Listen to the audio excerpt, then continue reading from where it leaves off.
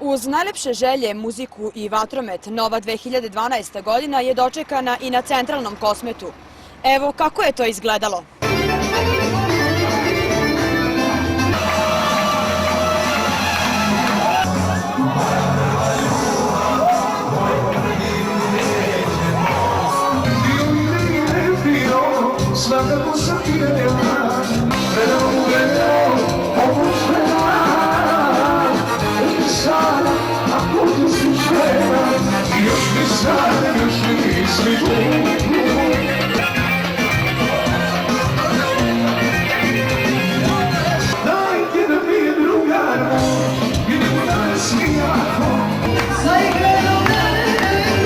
Koje su tvoje želje u 2012. godini?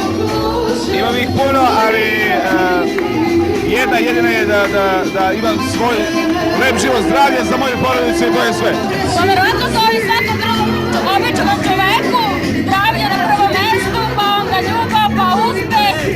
Naravno na prvom mestu puno zdravlja, zdravlje je nešto što je najbitnije, osim toga što manje ružnih stvari u sledećoj godini.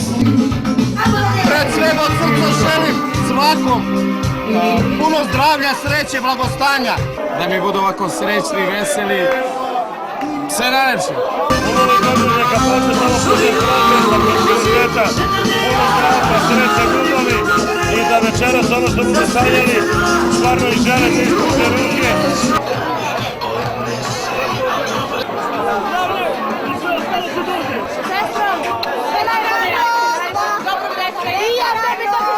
Danas smo imali jedan porođaj i u ovoj novogodišnjoj noći nećemo imati više. Imamo 3 pacijentkinje koje očekuju uskoro termin porođaja, međutim za sada nemaju bolove i to, ali mi smo tu i čekamo.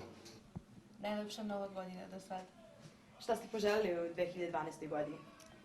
Pa šta bi drugo, zdravlje, najbitnije, pa se ostalo dođe samo. Puno sreće, zdravlja, ljubavi i mira u novoj godini želimo svim gledaocima televizije Most. Iz Gračanice, Jelena Đorđević.